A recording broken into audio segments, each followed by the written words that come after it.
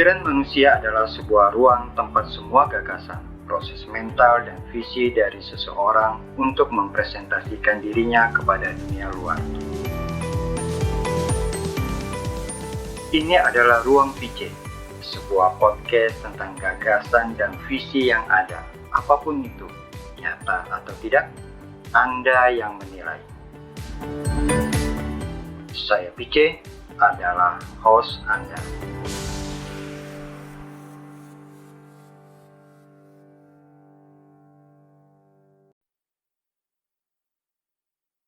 Halo sahabat semua, apa kabar? Semoga kalian baik selalu. Jumpa lagi dan selamat datang di podcast Ruang PC. Di episode keempat ini, kita akan melanjutkan refleksi pada bab kedua ensiklik Fratelli Tutti yang diberi judul Seorang Asing di Tengah Jalan, A Stranger on the Road. Bab kedua ini diawali dengan sebuah pernyataan yang kurang lebih seperti ini. Kita tidak bisa memisahkan bab sebelumnya dengan persoalan-persoalan hari ini. Kegembiraan dan harapan, kesedihan dan penderitaan orang-orang di masa ini, terutama mereka yang miskin dan menderita, adalah kegembiraan dan harapan, kesedihan dan penderitaan para pengikut Kristus juga. Bapa Suci Paus Fransiskus sering melontarkan pernyataan di atas di berbagai kesempatan. Sebagai pengikut Kristus, kita diajak lebih peka dan keluar dari bayang-bayang ketidakpastian yang gelap. Tidak ada manusia yang benar-benar gagal mencari gema di hati mereka dalam upayanya mencari secerca cahaya di tengah-tengah tragedi yang kita alami sekarang.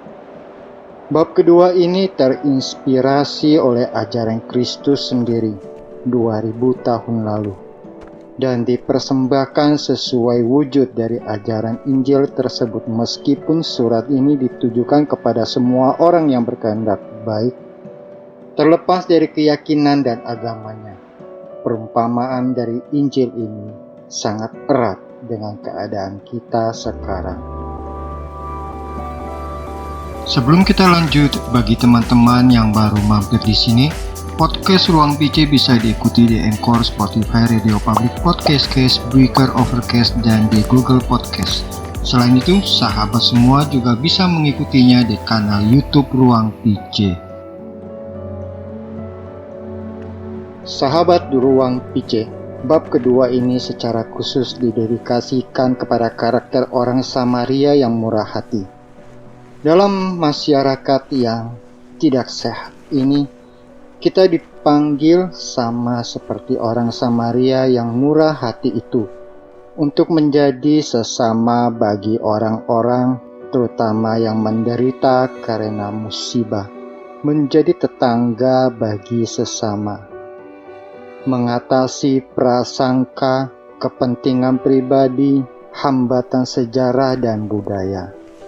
Orang Samaria yang murah hati pada ke-85, setiap orang Kristen memaknai ajaran Kristus dalam hidup setiap orang, terutama mereka yang terlupakan dan tertinggal. Beriman kepada Allah sama halnya dengan mengasihi sesama. Iman yang diinspirasi oleh Allah Tritunggal, yang oleh karena kasih Allah Putra menumpahkan darahnya bagi manusia.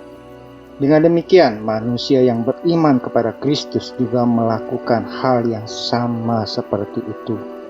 Sebuah martabat universal, model sempurna dari tiga pribadi ilahi, asal semua kehidupan dalam masyarakat.